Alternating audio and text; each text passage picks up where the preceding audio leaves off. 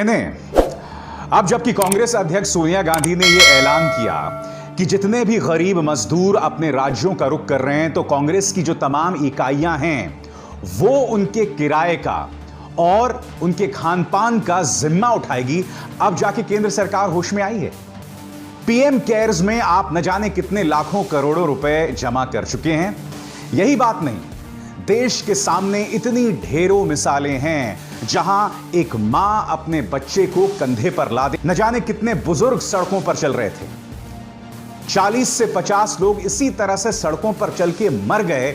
इतने दिनों ये तमाम तस्वीरें सामने उभर कर आती रहीं और केंद्र सरकार का दिल नहीं पसीजा। मगर जैसे ही कांग्रेस ने यह ऐलान किया कि जितने भी गरीब अपने घर जा रहे हैं, कांग्रेस उनके टिकट से लेकर उनके खान पान के लिए पैसा देगी, तब जाकर यह केंद्र सरकार होश में आती है।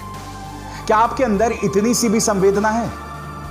मैं आपको बताना चाहूंगा कि दरअसल केंद्र सरकार की तरफ से जो फरमान जारी किया गया था वो कितना संवेदनहीन है। आपकी स्क्रीन पर 11C, इसे पढ़िएगा।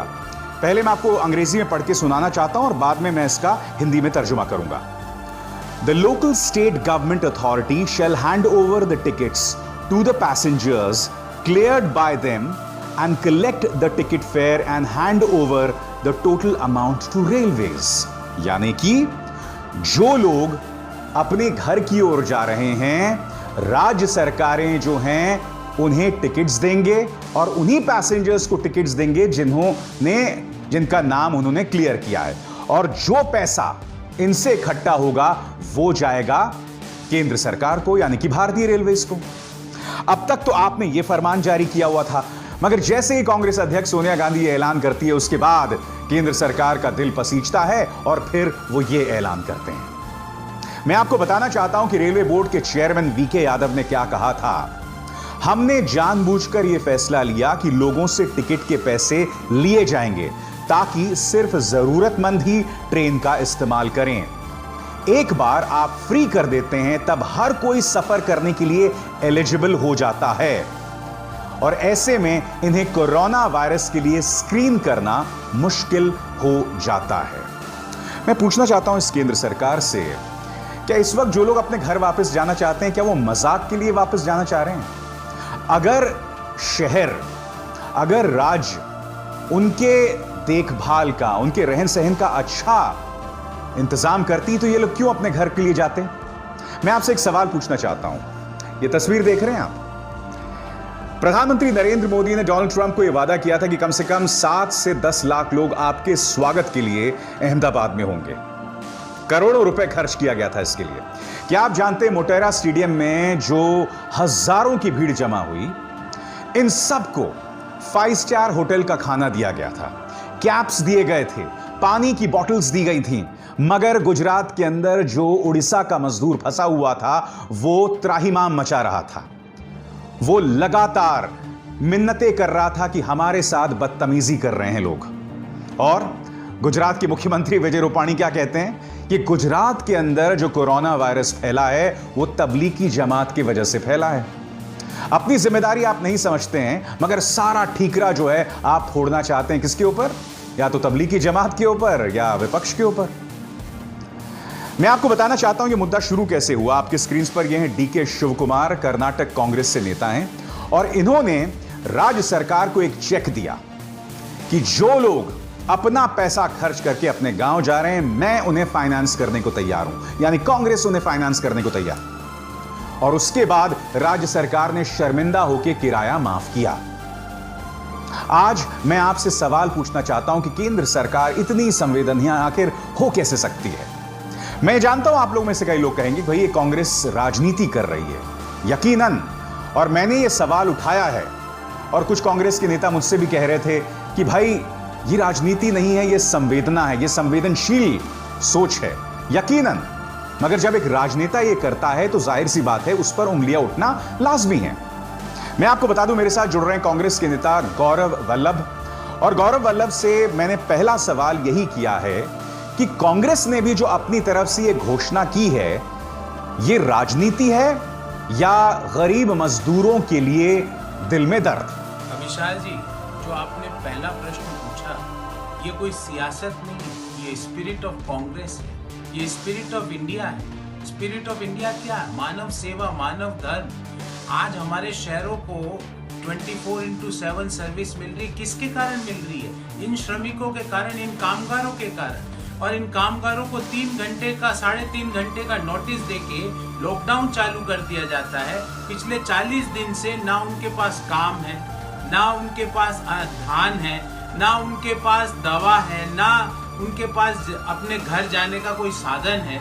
और अब जब साधन ट्रेनें चल रही है तो उनसे किराया वसूला जा रहा है। मैं ये पूछना चाहता हूँ सरकार से कि जब आप 8,000 करोड़ से ज्यादा का लोन राइट ऑफ कर सकते हो मेहुल चौकसी और नीरव मोदी जैसे भगोड़ों का, तो इन मजदूरों को घर पहुंचाने के लिए आपको किराया लेना पड़ेगा। और ना केवल किराया, स्पेशल चार्ज। ये स्पेशल चार्ज का समय नहीं है इस आपदा में, ये समय है जब हम हमारे मेहनतकश कामगारों को, श्रमिकों को स्पेशल ट्रीटमेंट दें।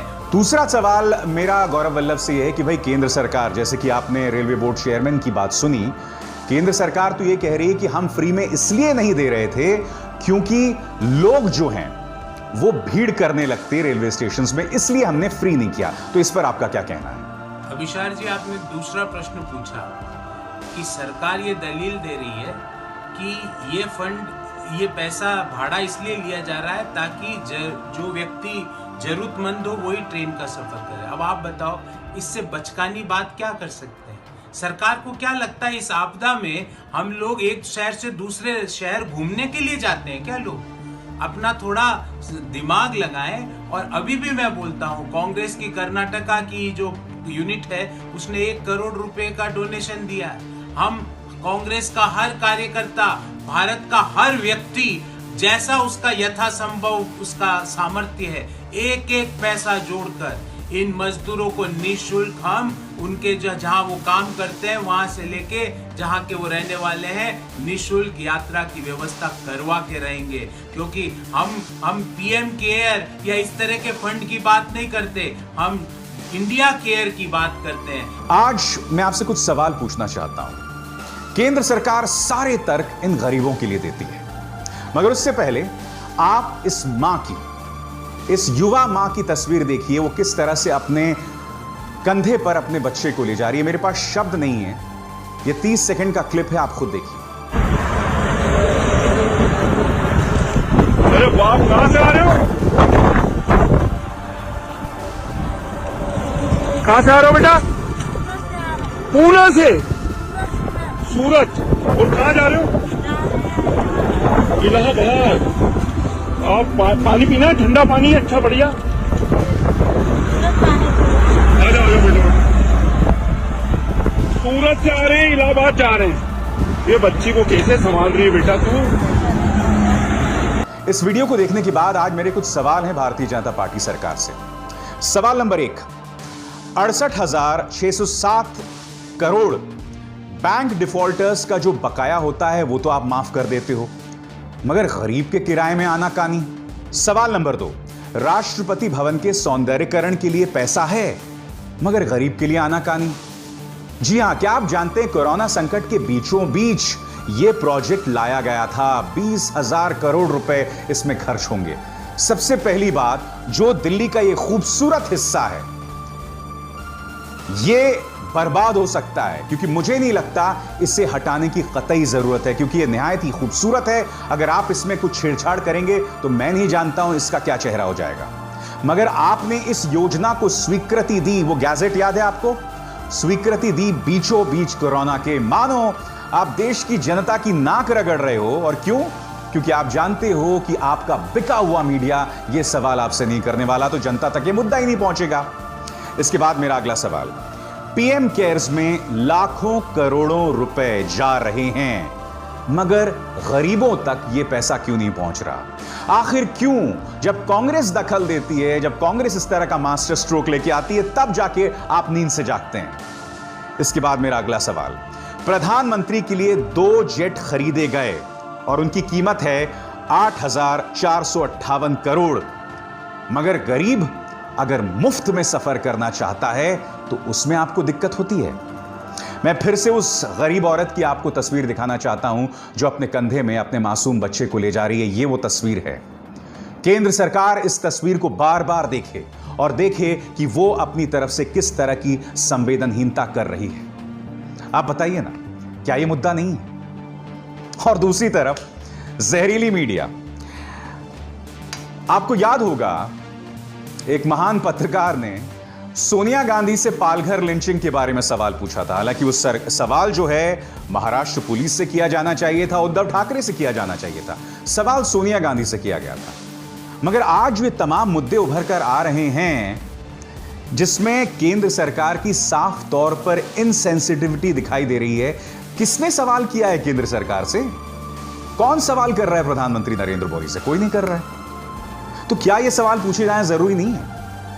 मुझे याद है, वैसे मैं आपको एक खबर बता दूं, क्या आप जानते हैं कि इस पत्रकार के खिलाफ एफआईआर दर्ज हो गई है? क्योंकि बांद्रा में जब यह भीड़ जमा हुई थी तो इसके अंदर भी इस पत्रकार ने हिंदू मुस्लिम ढूंढ लिया था।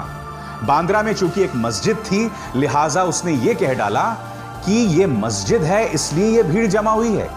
लिहाजा अब इस पत्रकार पर मुद्दे को सांप्रदायिक मोड़ देने के आरोप में एफआईआर दर्ज हो गई है। मगर अब मैं आपको एक और वीडियो दिखाना चाहता हूं। यह वीडियो है मानेसर का, हरियाणा के मानेसर का, जहां बीजेपी की सरकार है। यहां आप देख सकते हैं, जो मजदूर अपने घर जाना चाहते हैं वो खुद को रजिस्टर करने के लिए यहां जमा हुए हैं। और देखिए, जैसे दरवाजा खुलता है भीड़ किस तरह से भागती है।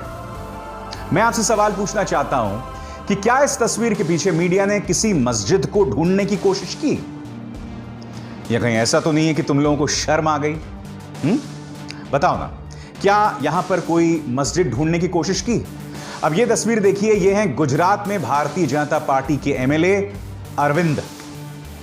यहां पर आप देख सकते हैं यह शख्स उस किचन में थूक रहा है जहां पर गरीबों के लिए खाना तैयार हो रहा है। थूकने की वो तस्वीरें जिसका कोई ताल्लुक कोरोना वायरस से नहीं था, वो हमारे मुख्य धारा की मीडिया ने मुसलमानों पर उंगली उठाते हुए बाकायदा चलाई। मगर आज की तारीख में इस छुड़भैये बीजेपी एमएलए के खिलाफ बोलने की हिम्मत, इस पर राष्ट्रवादी डिबेट करने की हिम्मत किसी की नहीं है। क्यों? क्योंकि महोदय बीजेपी के एमएलए हैं, क्योंकि महोदय गुजरात से हैं, और गुजरात मॉडल पर आखिर किसकी हिम्मत हो सकती है सवाल करने की? कितनी जहरीली है हमारी मीडिया और कितने जहरीले हैं हमारे नेता, उसकी एक मिसाल मैं आपके सामने पेश करना चाहूंगा। यह है कांग्रेस के कार्यकर्ता और नेता सलमान निजामी। उन्होंने एक ट्वीट किया है। इस ट्वीट से पहले मैं आपको सफूरा जरगर की तस्वीर दिखाना चाहूंगा। सफूरा जरगर जो कि जामिया से जुड़ी हुई हैं, नागरिकता बिल के खिलाफ इन्होंने आंदोलन किया था, गर्भवती हैं और इन्हें तिहाड़ भेज दिया गया। किसी को थोड़ी सी भी शर्म नहीं आई कि एक गर्भवती महिला को तुमने जेल में भेज दिया। इसके चेहरे का यह दर्द, इसके चेहरे की रुताली तुम्हारे लिए कोई मायने नहीं रखती। अब मैं आपको बताना चाहता हूं कि हुआ क्या। कांग्रेस के एक नेता यह ट्वीट करते हैं कि सफूरा जरगर जो हैं वो गर्भवती हैं, जेल में हैं, मगर नफरत फैलाने वाले नेता कपिल मिश्रा जैसे लोग जिन्होंने दंगे को भड़काया था वो खुलेआम घूम रहे हैं। इसके जवाब में यह शख्स क्या बोलता है कि इंसानियत शर्म हो जाए। उसने कहा कि please don't connect her pregnancy with my speech, it doesn't work that way. यानी कि मेरे भाषण देने से वो गर्भवती नहीं हुई। इंसान एक हद तक गिर सकता है। हमें लगता है कि एक इंसान एक हद के बाद नहीं गिरता है। आपकी दिक्कत किसी के सोच से हो सकती है, किसी के विचारों से हो सकती है, मगर कम से कम इंसानियत के नाते आप किसी को इस तरह से टारगेट नहीं कर सकते हैं। किसी गर्भवती महिला के बारे में आप इतनी ओछी बात नहीं कर सकते हैं। मगर यह जहर न सिर्फ भारतीय जनता पार्टी के नेता उगलते हैं बल्कि मीडिया भी उगलती है। और कभी कभी मीडिया जाने अनजाने में अपना आत्ममंथन कर लेती है। मसलन इस वक्त आपके सामने जो स्क्रीन्स पर है, जो ये पत्रकार जिसने तिहाड़ में जाकर पत्रकारिता का नाम रोशन किया था, वो क्या कह रहा है? मिलिए देशद्रोही वायरस से। और नीचे किसकी तस्वीर है आप खुद देख लीजिए। मुद्दा यहां सिंपल ये है कि आप न सिर्फ इस जहर फैला रहे हैं बल्कि आपकी प्राथमिकताएं पूरी तरह से भटकी हुई हैं और देश की जनता को भी पता नहीं इसकी परवाह है भी या नहीं। क्योंकि हो क्या गया है, जैसे एक जमाने में रोम में क्या हुआ करता था, जनता के लिए कोलोसियम बना दिए गए थे, स्टेडियम्स बना दिए गए थे। जनता का ध्यान भटकाने के लिए उस स्टेडियम के अंदर अलग अलग किस्म के मुकाबले होते थे। रोम के जो शासक थे जनता को वहां इकट्ठा करते थे और उस स्टेडियम के अंदर जानवरों और इंसानों, इंसानों और इंसानों और जानवरों में लड़ाई होती थी। यानी कि मान के चलिए हमारे टीवी चैनल्स कोलोसियम के अंदर उन्हीं मुकाबलों का काम कर रहे हैं और जनता का ध्यान इसी तरह से हमारे शासकों ने भटकाया हुआ है। बिल्कुल उसी तरह से जब रोम के शासक कोलोसियम में जनता का ध्यान भटकाते थे। आज मैं कुछ और कह रहा हूं आपसे। रविवार के दिन आपको याद है पुष्प वर्षा की गई थी हमारे कोरोना के जो सैनिक हैं उनके सम्मान में। किसी और ने नहीं बल्कि हमारी एयरफोर्स ने, हमारी सेना ने उनके सम्मान में पुष्प वर्षा की थी। मैं ये नहीं भूला हूं कि इसी रविवार को मेरे 5 जवान शहीद भी हो गए हंडवाड़ा में, जिसमें एक कर्नल और एक मेजर है। इन 5 तस्वीरों पर गौर कीजिए।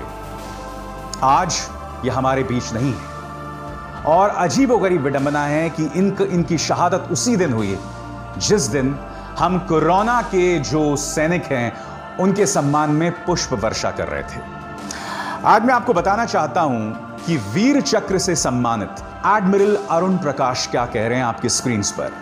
भारतीय सेना के पास जो सोर्सेज हैं, लॉजिस्टिक्स हैं, जो मैन पावर है, हमारी सेना उनका सार्थक इस्तेमाल करके लोगों की मदद कर सकती है।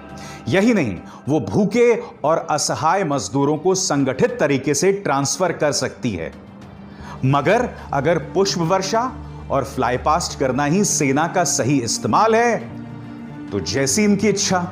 यह बात कोई और नहीं बल्कि एडमिरल अरुण प्रकाश कह रहे हैं, यानी कि वो शख्स जो हमारे आर्म फोर्सेस में था, जो हमारे चीफ ऑफ नेवल स्टाफ में था, वो शख्स जिसे वीर चक्र हासिल है। अब क्या आप इन्हें भी देशद्रोही बताएंगे? मैं आपको बताना चाहता हूं कि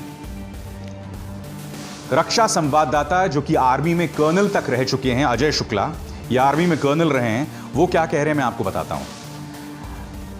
आई am worrying that the army, navy and air force are being distracted with this तमाशा। इस तमाशे के जरिए आर्मी, नेवी और एयरफोर्स का ध्यान भटकाया जा रहा है। On a day that 5 soldiers, including 2 fine officers, were killed by militants who got away.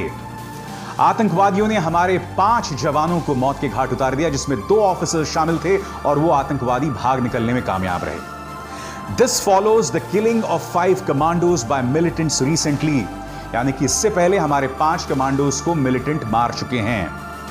Is नौटंकी इरोडिंग आर कॉम्बैट एज। यानी कि इस तरह का ड्रामा, क्या इस तरह की नौटंकी से भारत की सैन्य क्षमता की जो धार है वो कुंद हो रही है? ये कोई और नहीं बल्कि एक रक्षा मामलों के विशेषज्ञ जो खुद आर्मी में रहा है वो ये सवाल उठा रहे हैं। क्या इन्हें भी तुम देशद्रोही कहोगे? कितनों को देशद्रोही कहोगे? कितनों का ध्यान भटकाते रहोगे तबलीग की जमात के नाम पर, कांग्रेस के नाम पर? मुद्दे तुम्हारे सामने मुंह बाहे खड़े हैं मगर तुम अपनी आंखें मूंदे खड़े हो। इस कार्यक्रम को ज्यादा सब्सक्राइब करें बल्कि वो बेल आइकन भी जरूर दबाएं।